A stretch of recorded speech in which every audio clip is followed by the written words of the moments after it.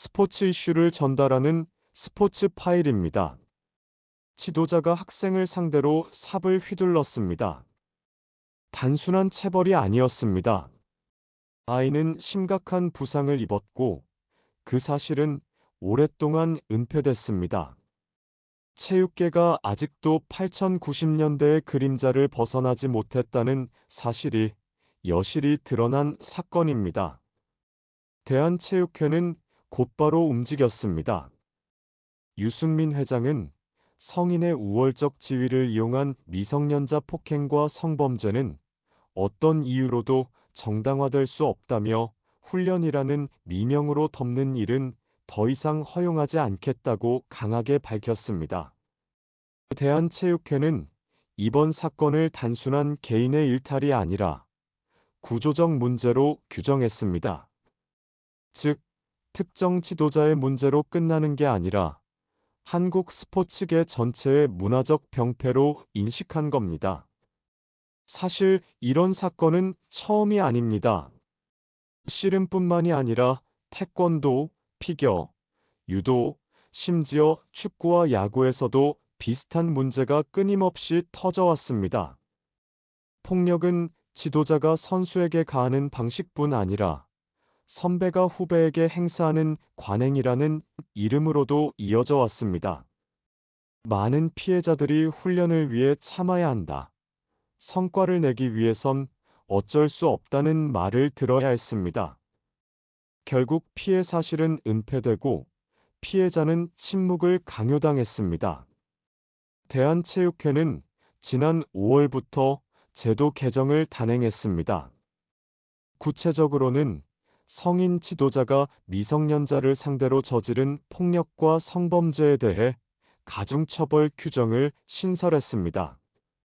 단순한 징계로 끝나는 것이 아니라 영구 자격 박탈까지도 가능하도록 강화했습니다. 또 징계 시효를 피해자가 성인이 된 시점부터 계산하도록 바꿨습니다. 과거에는 사건 발생 당시부터 몇 년이 지나면 징계 자체가 불가능했는데 이제는 피해자가 성인이 되어 목소리를 낼 때 비로소 법적 효력이 시작되는 겁니다.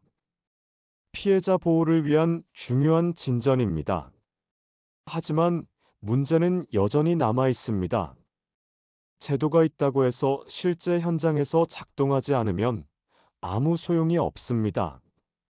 씨름부 사건처럼 피해 사실이 오랫동안 은폐된다는 건 학교와 지도자, 학부모, 나아가 체육계 전체가 침묵의 카르텔을 형성하고 있었다는 뜻입니다. 성적주의, 즉 성과와 결과가 모든 것을 정당화하는 문화가 여전히 학생 선수들의 권리보다 우선시되고 있다는 방증입니다. 이제 우리는 질문해야 합니다. 과연 학교운동부는 안전한가? 어린 선수들은 보호받고 있는가? 지도자는 권위를 휘두르는 존재가 아니라 아이들의 꿈을 키워주는 진정한 코치가 되고 있는가?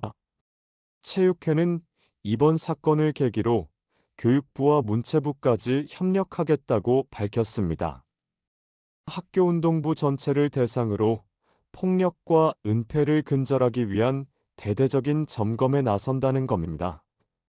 피해자와 가해자 즉시 분리 심리 안정 조치 의무화, 영구 퇴출까지 가능한 징계 강화, 선언은 강력합니다. 그러나 현장의 변화는 선언만으로 이루어지지 않습니다. 피해자들은 말합니다. 우리는 단순히 선수이기 전에 한 명의 학생이고 사람이다. 그렇습니다. 씨름, 태권도, 피겨, 어떤 종목이든 아이들은 운동선수이기 전에 존엄한 개인입니다. 그들의 권리와 안전을 지켜주는 것이야말로 스포츠가 존재해야 할 이유입니다. 이번 사건은 우리 사회 전체에 경종을 울립니다. 삽을 든 지도자, 침묵한 학교, 외면한 체육계. 이 문제를 단순한 폭행 사건으로만 치부한다면 또 다른 아이가 같은 고통을 겪게 될 겁니다. 이제는 바뀌어야 합니다. 지도자의 권위가 아니라 선수의 권리, 성적주의가 아니라 인간의 존엄, 은폐와 침묵이 아니라 폭로와 보호가 우선시되는 체육 문화로 나아가야 합니다. 스포츠는 땀과 노력, 그리고 인간의 도전 정신을 상징합니다. 그것이 폭력과 공포로 얼룩진다면 더 이상 스포츠라 부를 수 없습니다. 이번 사건이 끝이 아니라 진정한 변화를 시작하는 출발점이 되기를 우리는 바라고 있습니다.